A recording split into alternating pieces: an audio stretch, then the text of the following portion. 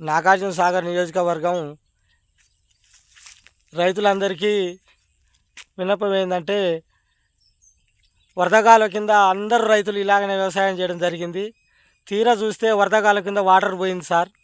ఇప్పుడు వరదగాలకు వాటర్ వచ్చినట్లయితే ఈ పంటలన్నీ కూడా బయటపడడం జరుగుతుంది. ఒకవేళ మీరు కాక వాటర్ చేయకపోతే ఈ పొట్ట దశలోని పంట ఎండిపోయి ఇక మాకు ఆత్మహత్య పరిస్థితులు తప్ప ఇంకా వేరుగా మార్గం లేదు.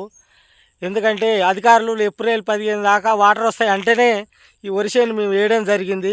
వాటర్ ఖచ్చితంగా ఇస్తారు కాబట్టి ఏ రకంగానైనా మార్చి చివరి వరకు మేమందరం కూడా బయటపడతామనే ఉద్దేశంతో ఈ వరి చేను వేయడం జరిగింది. ఇప్పుడు తీరా చూస్తే వారం అయింది కాలువ పోయి, ఇంకెప్పుడు వస్తుందో తెలియదు. ఒక వారం ఇవ్వనట్లయితే ఇంకా 2-3 రోజులు ఈ పంట ఎండిపోవడం జరుగుతుంది.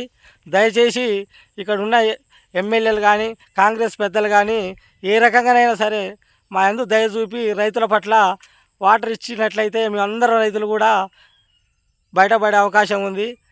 ఏ రకంగానైనా చేసి మన జానారెడ్డి పెద్దలు ఏ రకంగానైనా మాకు వాటర్ ఇప్పించగలరు. ఎందుకంటే లేకపోతే ఈ సాగర్ నియోజకవర్గంలో వరదకాలం కింద పంటలన్నీ ఎండిపోయే పరిస్థితి ఉంది సార్. ఖచ్చితంగా మీరు ఒకసారి అధికారులతో మాట్లాడి వాటర్ తొందరగా వచ్చే మార్గం మాకు చేయండి సార్.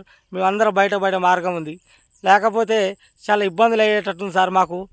ఒకసారి మీరు ఆలోచించి తొందరగా అధికారులతో చర్చించి వాటర్ వచ్చేటట్టు చేయండి సార్. కనీసం ఈ మార్చి చివరి వరకన్నా వాటర్ వస్తే చాలా వరకు పొలాలు బయటపడే అవకాశం ఉంది.